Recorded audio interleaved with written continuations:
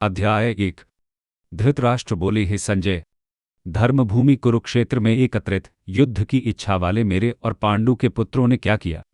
संजय बोले, उस समय राजा दुर्योधन ने व्यूहरचनायुक्त पांडवों की सेना को देखा और द्रोणाचार्य के पास जाकर यह वचन कहा, हे आचार्य, आपके बुद्धिमान शिष्य द्रुपद पुत्र धृष्टद्युम्न द्वारा व्यूहाकार खड़ी की गई पांडु पुत्रों की इस महती सेना को देखिए।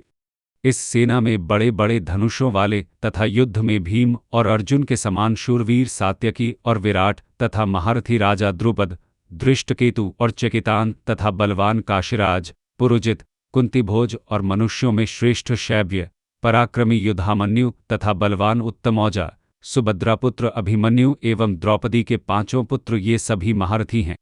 हे ब्राह्मण श्रेष्ठ, अपने पक्ष में भी जो प्रधान हैं उनको आप समझ लीजिए। आपकी जानकारी के लिए मेरी सेना के जो सेनापति हैं उनको बतलाता हूँ।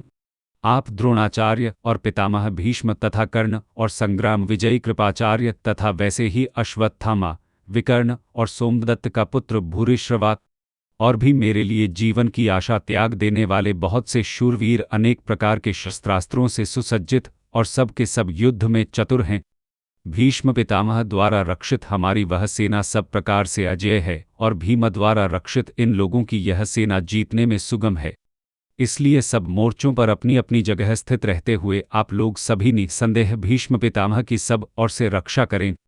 कौरवों में वृद्ध बड़े प्रतापी पितामह भीष्म ने उस दुर्योधन के हृदय में हर्ष उत्पन्न करते हुए उच्च स्वर से सिंह की दहाड़ के समान गरज कर शंख बजाया। इसके पश्चात शंख और नगारे तथा ढोल, मृदंग और नरसिंघे आदि बाजे एक साथ ही बज उठे। उनका वह शब्द बड़ा भयंकर हुआ। इसके अनंतर सफेद घोड़ों से युक्त उत्तम रथ में बैठे हुए श्रीकृष्ण महाराज और अर्जुन ने भी अलौकिक शंख बजाए। श्रीकृष्ण महाराज ने पांचजन्य नामक, अर्जुन ने देवदत्त नामक और भयानक कर्म वाले भीमसेन ने पौंड्र नामक महाशंख बजाया। कुंती पुत्र राजा युधिष्ठिर ने अनंत विजय नामक और नकुल तथा सहदेव ने सुघोष और मणिपुष्पक नामक शंख बजाए। श्रेष्ठ धनुष वाले काशीराज और महारथी शिखंडी एवं धृष्टद्युम्न तथा राजा विराट और अजेय सात्यकी राजा द्रुपद एवं द्रौपदी के पांचों पुत्र और बड़ी भुजा वाले सुभद्रापुत्र अभिमन्यु, इन सभी ने, हे राजन, सब ओर से अलग अलग शंख बजाए और उस भयानक शब्द ने आकाश और पृथ्वी को भी गूंजाते हुए धार्तराष्ट्रों के अर्थात आपके पक्ष वालों के हृदय विदीर्ण कर दिए। हे राजन, इसके बाद कपिध्वज अर्जुन ने मोर्चा बांधकर डटे हुए धृतराष्ट्र संबंधियों को देखकर उस शस्त्र चलने की तैयारी के समय धनुष उठाकर ऋषिकेश श्रीकृष्ण महाराज से यह वचन कहा, हे अच्युत, मेरे रथ को दोनों सेनाओं के बीच में खड़ा कीजिए। अर्जुन ने कहा, दोनों सेनाओं के बीच में मेरा रथ, हे अच्युत, रखें ताकि मैं उन लोगों को देख सकूं जो यहाँ युद्ध करने के इच्छुक हैं और इस युद्ध की पूर्व संध्या पर मुझे बताएं कि मुझे किसके साथ लड़ना है, और जब तक कि मैं युद्ध क्षेत्र में डटे हुए युद्ध के अभिलाषी इन विपक्षी योद्धाओं को भली प्रकार देख लूं कि इस युद्ध रूप व्यापार में मुझे किन किन के साथ युद्ध करना योग्य है, तब तक उसे खड़ा रखिए। दुर्बुद्धि दुर्योधन का युद्ध में हित चाहने वाले जो ये राजा लोग इस सेना में आए हैं, इन युद्ध करने वालों को मैं देखूंगा। संजय बोले, हे धृतराष्ट्र, अर्जुन द्वारा इस प्रकार कहे हुए महाराज श्री कृष्णचंद्र ने दोनों सेनाओं के बीच में भीष्म और द्रोणाचार्य के सामने तथा संपूर्ण राजाओं के सामने उत्तम रथ को खड़ा करके इस प्रकार कहा कि हे पार्थ, युद्ध के लिए जुटे हुए इन कौरवों को देख। इसके बाद प्रथापुत्र अर्जुन ने उन दोनों ही सेनाओं में स्थित ताऊ चाचों को, दादों परदादों को, गुरुओं को, मामाओं को, भाइयों पुत्रों को, पौत्रों को तथा मित्रों को, ससुरों को और सुहृदों को भी देखा। उन उपस्थित संपूर्ण बंधुओं को देखकर वे कुंती पुत्र अर्जुन अत्यंत करुणा से युक्त होकर शोक करते हुए यह वचन बोले। उसने देखा दोनों सेनाओं में ससुर और दोस्त भी। तब कुंती के पुत्र ने इन सब सगे संबंधियों को इस प्रकार खड़े देखकर इस प्रकार दुखी होकर गहरी दया से भरपूर बात की। अर्जुन बोले, हे कृष्ण, युद्ध क्षेत्र में डटे हुए युद्ध के अभिलाषी इस स्वजन समुदाय को देखकर मेरे अंग शिथिल हुए जा रहे हैं और मुख सूखा जा रहा है तथा मेरे शरीर में कंप एवं रोमांच हो रहा है। मेरे अंग विफल हो जाते हैं और मेरा मुंह सूख जाता है, मेरा शरीर तरगश करता है और मेरे बाल अंत में खड़े होते हैं। हाथ से गांडीव धनुष गिर रहा है और त्वचा भी बहुत जल रही है तथा मेरा मन भ्रमित सा हो रहा है, इसलिए मैं खड़ा रहने को भी समर्थ नहीं हूँ।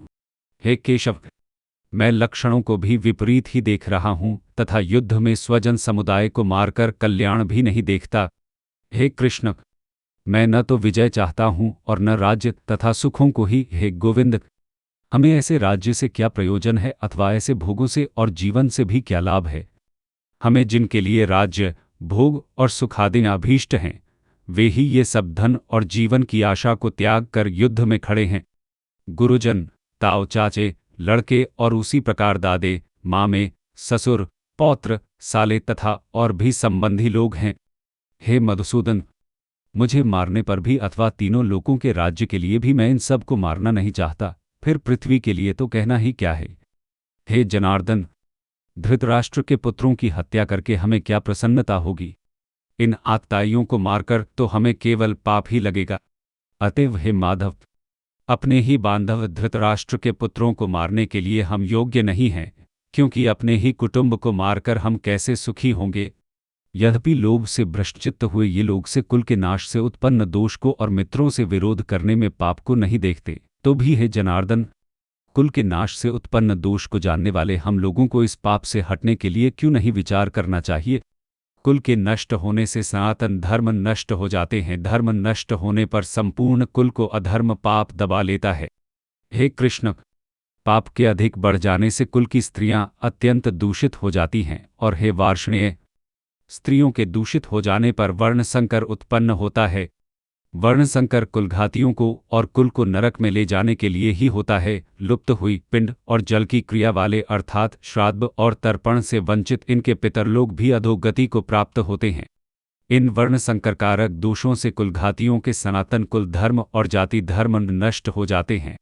हे जनार्दन, जिनका कुल धर्म नष्ट हो गया है, ऐसे मनुष्यों का अनिश्चित काल तक नरक में वास होता है, ऐसा हम सुनते आए हैं।